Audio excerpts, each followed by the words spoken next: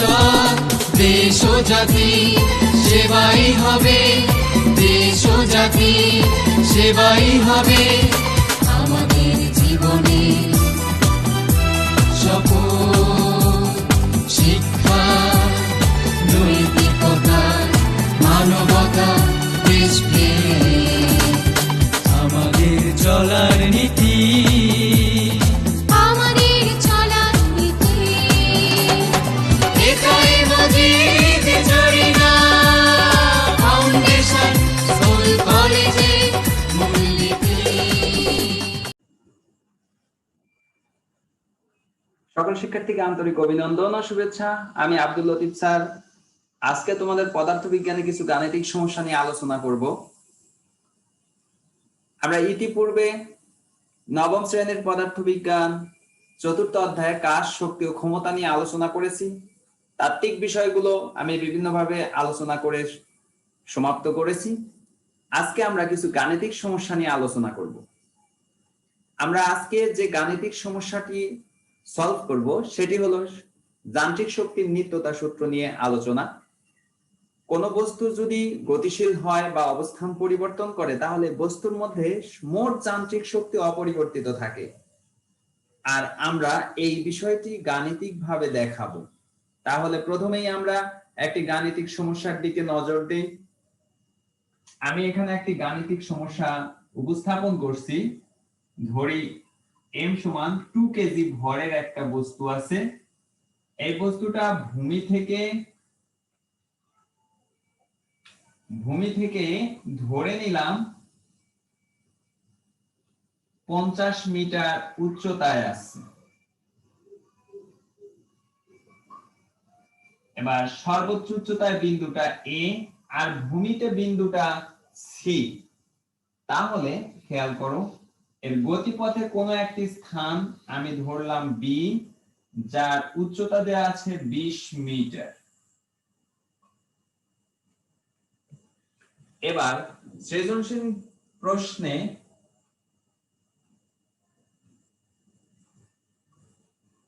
গাণিতিক সমস্যা 1, এটা একটি সমস্যা। আমরা এখান থেকে কিছু প্রশ্নের সমাধান করব।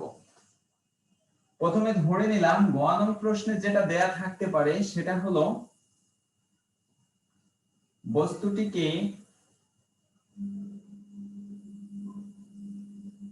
ভূমি হতে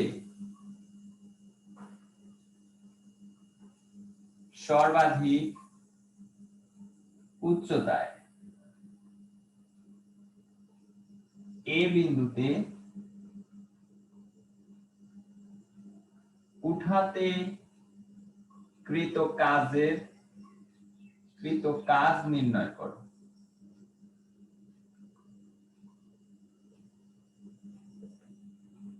আমরা এখানে একটা বস্তু আছে m সমান 2 কেজি ভরের একটি বস্তু। এই বস্তুটি ভূমি থেকে আমরা h পরিমাণ উচ্চতায় উঠাবো।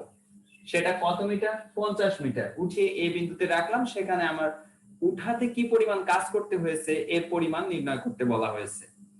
এবং ঘ নম্বরে যদি আমি আরেকটি প্রশ্ন লিখি,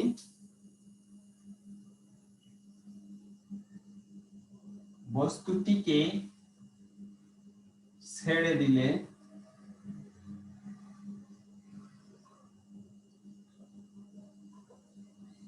এটি যান্ত্রিক শক্তির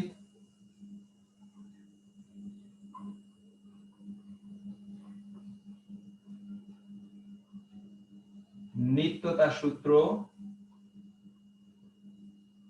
মেনে চলে।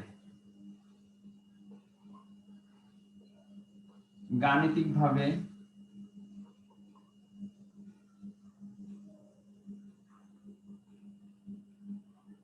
বিশ্লেষণ করো।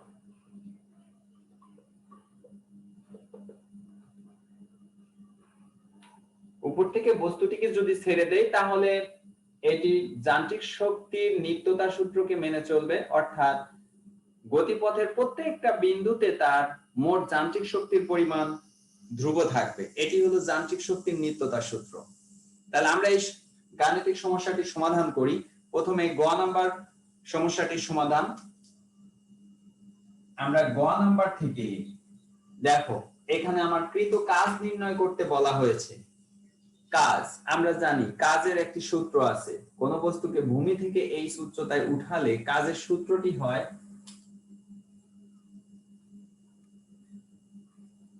জানা আছে, কাজ W সমান সমান mgh। এটি হলো কাজের একটি সূত্র। এখন আমরা এখান থেকে দেখে নিতে পারি আসলে কি কি আছে। এখানে দেয়া আছে বস্তুর ভর m সমান দেয়া আছে 2 কেজি, উচ্চতা দেয়া আছে h সমান 50 মিটার, অভিকর্ষ ত্বরণ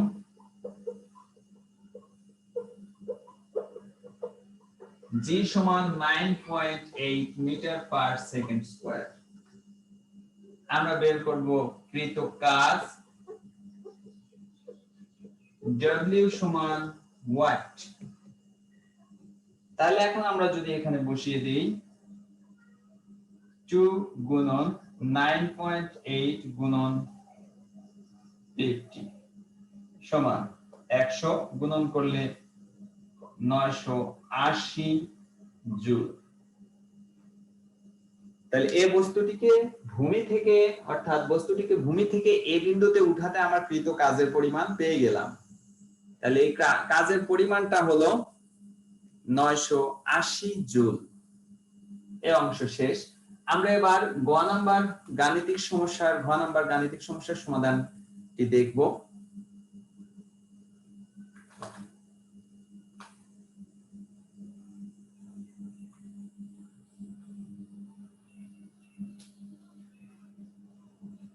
আশা করি গ নাম্বার সমস্যাটির সমাধান বুঝতে পেরেছো। এবার ঘ নাম্বার সমস্যাটির সমাধান করব আমরা। এখানে মূলত শক্তির নিত্যতা সূত্রকে অনুসৃত হয় বা মেনে চলে এই বিষয়টি খেয়াল করতে হবে। তাহলে আমার কি কাজ করতে হবে?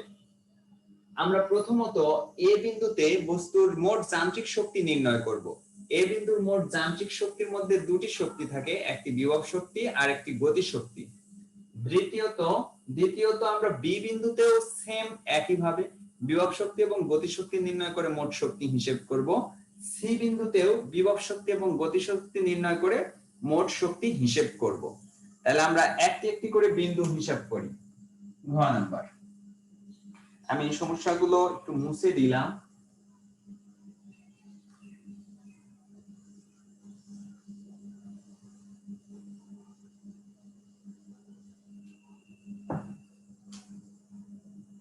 ঘ নাম্বার দেওয়া আছে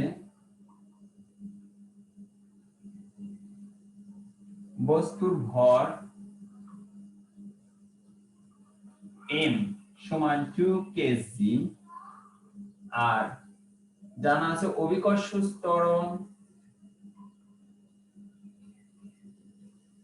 ত্বরণ g সমান 9.8 মিটার পার সেকেন্ড স্কয়ার।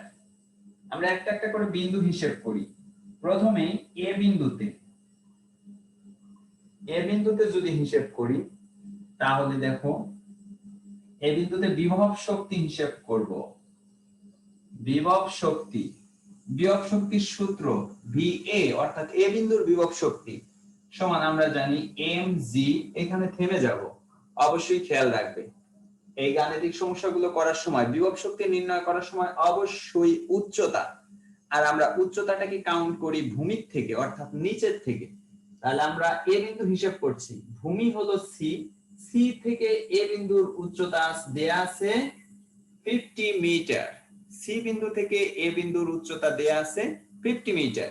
তাহলে আমরা এই উচ্চতাটাকে h1 ধরলাম, h1 এখানে লিখে দিলাম, উচ্চতা h1 সমান 50 মিটার। এবার মান বসিয়ে দাও, 2 গুণন 9.8 গুণন 50 সমান 980 জুল। এবার একইভাবে এবার এ বিন্দুতে গতি শক্তি বের করব। গতি শক্তি TA is equal half of mv square. গতিশক্তির সূত্র হলো হাফ mv স্কয়ার। তাহলে আমরা এখানে দেখতে পাচ্ছি হাফ mv স্কয়ার, বাট এ বিন্দুতে যা ছিল, এ বিন্দুতে যখন বস্তুটি ছিল তখন বস্তুর কোনো বেগ ছিল না, স্থির অবস্থায় ছিল। তাহলে আমরা এখানে লিখতে পারি বেগ সমান সমান 0 মিটার পার সেকেন্ড। সুতরাং এটা হাফ m গুণন 0 সমান 0 জুল। অতএব মোট যান্ত্রিক শক্তি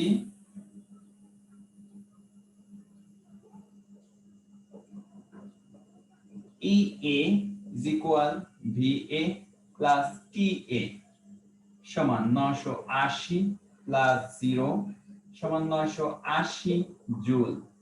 তাহলে আমরা এ বিন্দুতে হিসেব করে পেলাম এ বিন্দুর সর্বোচ্চ শক্তি অর্থাৎ মোট যান্ত্রিক শক্তিটা হলো 980 জুল। একইভাবে এবার বি বিন্দুতে আমরা হিসেব করব। খেয়াল রেখো বি বিন্দুর হিসাবটা একটুখানি কঠিন, আর এটা সুন্দরভাবে বুঝে রাখলে খুবই সহজ, একদম সহজ। এই অঙ্কগুলো চতুর্থ অধ্যায় থেকে খুব ইম্পর্টেন্ট অঙ্ক, শক্তির নিত্যতা সূত্রের প্রমাণ।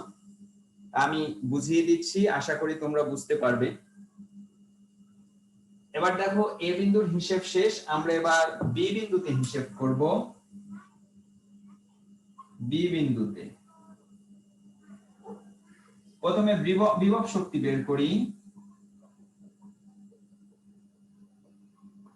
বিভব শক্তি VB ইকুয়াল mg। আমি বলেছি যে এখানে থামবে, একটু খেয়াল করে ঠান্ডা মাথায় বিষয়টা বুঝে লিখবে।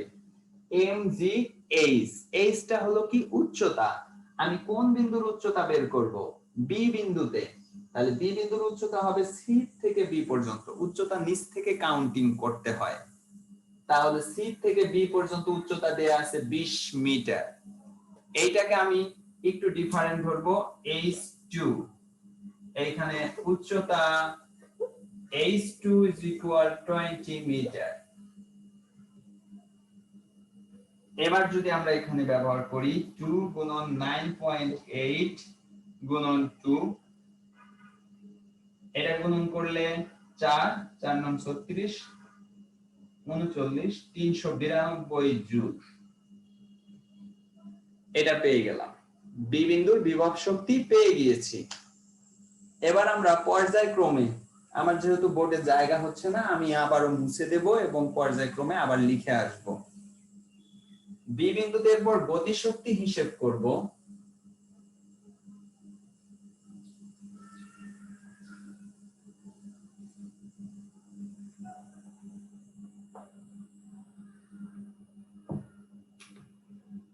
এবার গতিশক্তি TB is equal half of mv square সমান সমান half m v square সমান আমরা একটা সূত্র জানি, u square plus 2as।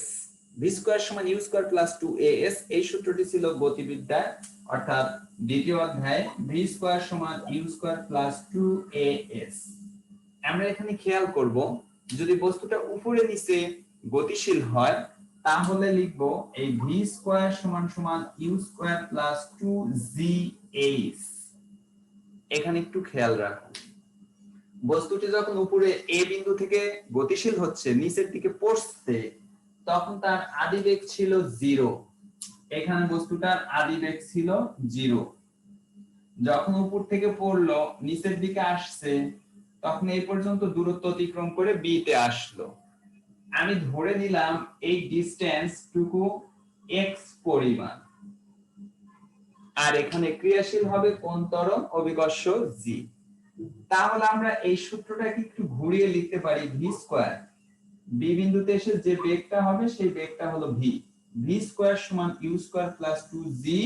h এর কাছে আমি লিখেছি x, h এর কাছে লিখলাম x। তাহলে দেখো আমরা একবারে সূত্রটা এখানে লিখে দিতে পারি, 0 প্লাস 2gx। এইখানে লিখে দেব দূরত্ব x সমান কত টোটাল ছিল 50 মাইনাস এবার নিচের টুকু যদি বিয়োগ করে দেই 20 তাহলে উপরের টুকু পেয়ে যাব 30 মিটার। এইখান থেকে আমি শর্টকাট বলে দিচ্ছি, বিভব শক্তি নির্ণয় করার সময় নিচে থেকে উচ্চতা আর গতিশক্তি পরিমাপ করার সময় উপরের থেকে দূরত্ব। আমি দুটো শব্দ ইউজ করলাম, একটা উচ্চতা আর একটা দূরত্ব, যেন তোমাদের বুঝতে সুবিধা হয়। আর আমি দূরত্বটাকে x দ্বারা মার্কিং করে রেখেছি। এবার আমরা আসি পরের অংশটুকু। সুতরাং এটাতে ভিতরে গুণন করে দিলে আসবে mgx সমান সমান m আছে হলো 2 9.8 গুণন x হলো 30। তাহলে এবার গুণন করলে কত হয়?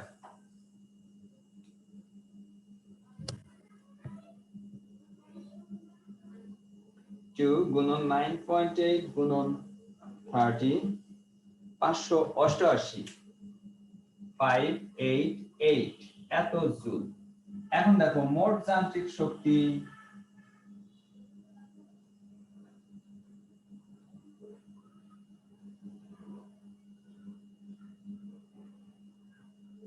EB equal VB plus TB সমান, এটা ছিল 392 প্লাস 588 সমান 980 জুল। তাহলে খেয়াল করেছো কিনা যে এ বিন্দুতে মোট যান্ত্রিক শক্তি 980 জুল ছিল, বি বিন্দুতে মোট যান্ত্রিক শক্তিও 980 জুল। এবার আমরা কাউন্টিং করব সি বিন্দুতে। দেখো সি বিন্দুতেও 980 জুল হলে তবেই শক্তির নিত্যতা সূত্র মেনে চলবে। তাহলে আমরা এবার দেখব যে সি বিন্দুতেও 980 জুল হয় কিনা। এবার দেখো সি বিন্দুতে বিভব শক্তি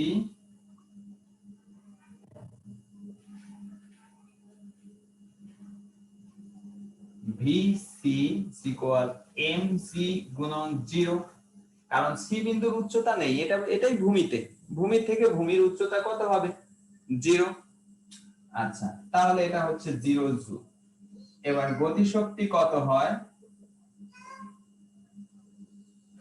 TC is equal half m v square, half m v square সমান আগের মতই লেখো, উপর থেকে যখন পড়বে আদিবেগ 0 মানে u স্কয়ার 0 প্লাস 2g কতখানি নেমে আসবে? উপর থেকে c পর্যন্ত মানে টোটাল h1 পর্যন্ত নেমে আসবে।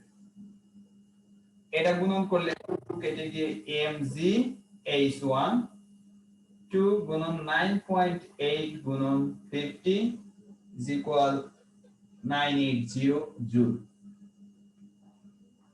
তাহলে আমরা এবার সি বিন্দুতেও মোট যান্ত্রিক শক্তিটা লিখে ফেলি।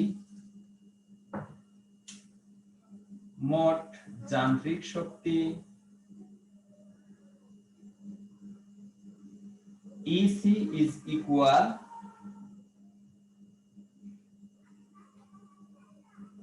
VC plus TC is equal 0 plus 980 সমান 980 জুল।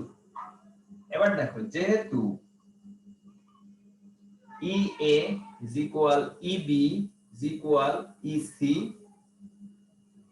যেহেতু এ বিন্দুতে, বি বিন্দুতে এবং সি বিন্দুতে প্রত্যেকটা বিন্দুতেই মোট যান্ত্রিক শক্তি সমান হয়েছে, সুতরাং উদ্দীপকে বস্তুটি ফেলে দিলে যান্ত্রিক শক্তির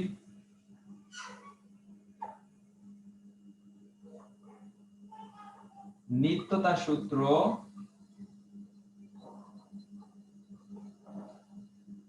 মেনে চলে।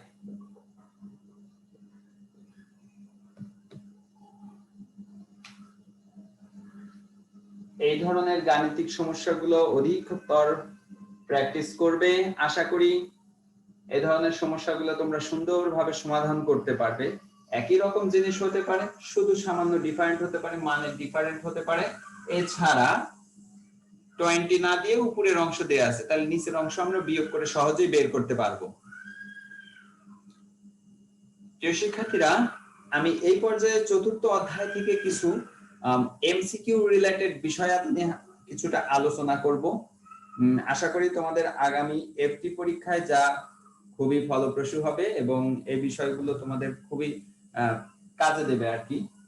তাহলে আমরা এমসিকিউ বেস কিছু সিম্পল বিষয় ডিসকাস করি।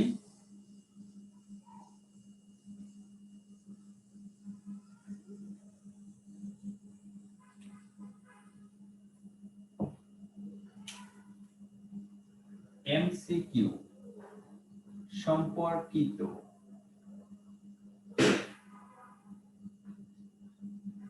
প্রথমত কাজ, এখান থেকে পড়বে কাজ। কাজ W সমান Fs, এটা সমান mgh সমান PT। দুইভাবেই লেখা যায়, এগুলো কাজ। এখন ছোট ছোট অঙ্ক হতে পারে যে 2 কেজি ভরের একটি বস্তুকে যদি অভিকর্ষের বিরুদ্ধে বা ভূমি থেকে 3 মিটার উঁচুতে উঠানো হলো, কাজের পরিমাণ কত? ভর আছে, উচ্চতা আছে, জির মান মুখস্থ লিখতে পারবা। একটি বস্তুকে 10 নিউটন বল প্রয়োগ করায় বস্তুটির সরণ হলো 5 মিটার, তাহলে কাজ কত? বল F এবং S, এগুলো দিয়ে করব। আচ্ছা, আবার এখান থেকে কাজ অথবা শক্তি এর একক, ইতিপূর্বে আমি এগুলো পড়িয়েছি।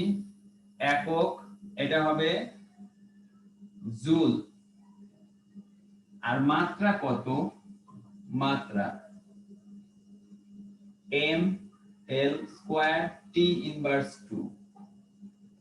আর এটা পড়বে ক্ষমতা, ক্ষমতার একক ওয়াট, মাত্রা ml স্কয়ার t ইনভার্স 3। এই একক এবং মাত্রাগুলো খুব আসে পরীক্ষায়। এখান থেকে কাজ, শক্তি এবং ক্ষমতা। কাজ এবং শক্তির মাত্রা একক সেম, বাট ক্ষমতাটা একটু আলাদা। এবার দেখো, অনেক সময় আমরা একটা সিম্পল সূত্র ইউজ করব, v1 by h1 is equal v2 by h2, এরকম সূত্র। এটা দিয়ে আমরা কি করব? দেখা গেল এই ধরনের কোশ্চেন করা হলো যে 5 মিটার উচ্চতায় কোন বস্তুকে নিলে বিভব শক্তি হয় 25, 17 মিটার উচ্চতায় নিলে বিভব শক্তি কত হবে? তাহলে 5, আমি এখান থেকে সিম্পলি একটু বলে দিচ্ছি, যদি 5 মিটার উচ্চতায় নেই তাহলে বিভব শক্তি হয় 25 জুল। এবার বললাম 17 মিটার উচ্চতায় নিলাম, বিভব শক্তি ওয়াট। ব্যাস, বের করতে পারবো। আবার গতিশক্তি T is proportion to v square, এখান থেকে আমরা কম্পেয়ার করব। বেগ যদি দ্বিগুণ করা হয় তাহলে গতিশক্তি কত গুণ হয়? বেগ যদি দ্বিগুণ করা হয় তাহলে গতিশক্তি 2 দুগুণে 4, 4 গুণ হয়। বেগ 3 গুণ হলে গতিশক্তি 3 তিরিকা 9, 9 গুণ হয়। এই শর্ট রিলেশন থেকে আমরা এই এমসিকিউ গুলো সলভ করব। কখনো কখনো থাকতে পারে গতিশক্তি 49 গুণ, বেগ কত গুণ ছিল? তখন আমরা এটাকে লিখব কিভাবে? গতিশক্তি 49 থাকলে বেগ হবে কত? রুট করলেই পেয়ে যাব 7। পাশাপাশি এটার আরেকটা সম্পর্ক থাকে T is proportion to v square, ভরবেগ নিয়ে। ভরবেগ যদি 5 গুণ করি, 5 এর উপর স্কয়ার, 5 5 25 গুণ হবে গতিশক্তি। তাহলে এইগুলা খুব সহজে সম্পর্কগুলো বের করতে পারবে। এখন এইখান থেকে আমরা সূত্র লিখতে পারি T1 by v1 square is equal T2 by v2 square. এটা কিভাবে কারেকশন? আমি মুখে মুখে কোশ্চেনটা বলে দিচ্ছি। যদি এরকম হয় যে একটি বস্তুর বেগ 3 মিটার পার সেকেন্ড হলে এর গতিশক্তি হয় 12 জুল। বস্তুটির বেগ 7 মিটার পার সেকেন্ড করলে গতিশক্তি কত হবে? এখান থেকে দেখো, আমি প্রথমে বলেছি 3 মিটার পার সেকেন্ড, যদি হয় বেগ তখন গতিশক্তি বললাম 12 জুল। যদি বেগ হয়ে যায় 7 তাহলে গতিশক্তি কত? T2 is equal what? এই সূত্র দিয়ে খুব সহজেই আমরা এই ক্যালকুলেশন গুলো করে ফেলবো। সেম একই ভাবে ভরবেগ দিয়েও আরেকটা সূত্র হয় T1 by P1 square is equal T2 by P2 square। কোন বস্তুর ভরবেগ যদি হয় 10 আর গতিশক্তি তাতে যদি হয় 50, তাহলে ভরবেগ যদি হয় 15 তাহলে গতিশক্তি কত হবে? এইভাবে আমরা বের করব। এবার আমরা আসব কত উচ্চতায় বিভব শক্তি শক্তির সাথে একটা রিলেশন, অর্ধেক হয়, দ্বিগুণ হয়, এই ধরনের সম্পর্ক জাস্ট বের করা।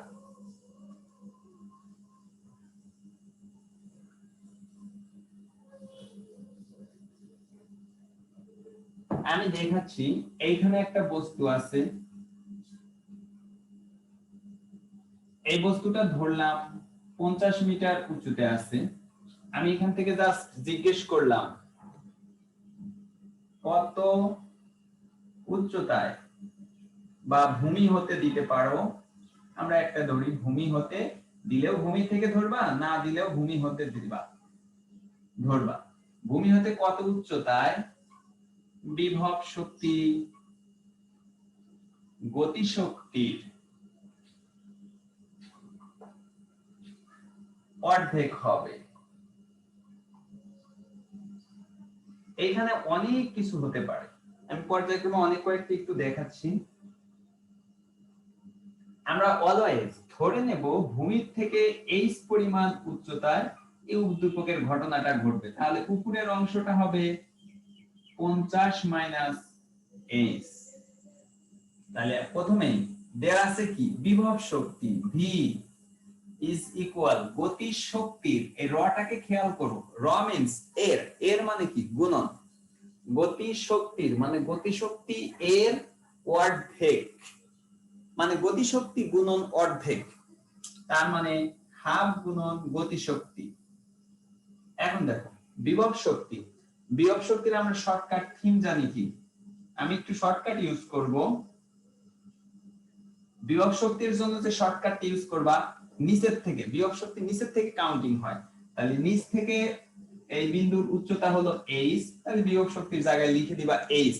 mg এগুলোর দরকার নাই, mg এগুলা উভয় পক্ষে ভাগ হয়ে কেটে যাবে, আমরা শর্টকাট এমসিকিউ সলিউশনের জন্য দেখব। আর গতিশক্তির জন্য হাফ ইনটু উপরের থেকে ওই বিন্দু পর্যন্ত, উপর থেকে একটু 50 মাইনাস h। মাইন্ডেড বিভব শক্তির জন্য নিচ থেকে, গতিশক্তির জন্য উপর থেকে দূরত্ব।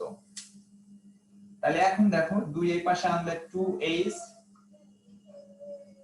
is equal 50 মাইনাস h, সুতরাং h এই পাশে আনলে 3h সমান 50, অতএব h সমান 3 দিয়ে ভাগ দিলে কত হয়? 3 16 48 এত মিটার। ভূমি থেকে এত মিটার উচ্চতায় বিভব শক্তি গতিশক্তির এত গুণ হবে। এবার আমি ধরলাম ভূমি হতে কত উচ্চতা বিভব শক্তি গতিশক্তির 2/3 গুণ হবে, 3 গুণ হবে। তাহলে এখানে সব ফরম্যাট ঠিক আছে, শুধু একটা অংশ চেঞ্জ হবে। প্রথমে বলেছি বিভব শক্তি, লিখেছি বিভব শক্তি, তারপর গতিশক্তি এর র মানে এর গুণন, এটা হলো 2/3। তাহলে বিভব শক্তির জন্য নিচের থেকে, গতিশক্তির জন্য উপর থেকে দূরত্ব হিসাব করবা 2/3। এবার গুণ করো 3h is equal 100 minus 2h, বা এই পাশে আনলে 5h is equal 100, অতএব h সমান সমান 20 মিটার। ভূমি থেকে 20 মিটার উচ্চতায় বিভব শক্তি গতিশক্তির 2/3 গুণ হবে। এবার বললাম কোথায় বিভব শক্তি গতিশক্তির সমান হবে? তাহলে ধরে নাও ভূমি থেকে এই উচ্চতায় বিভব শক্তি গতিশক্তির সমান হবে। সো আমরা হিসাবটা এইভাবে করব, b সমান t, তাহলে h সমান 50 মাইনাস h, h এই পাশে আনলে 2h সমান 50,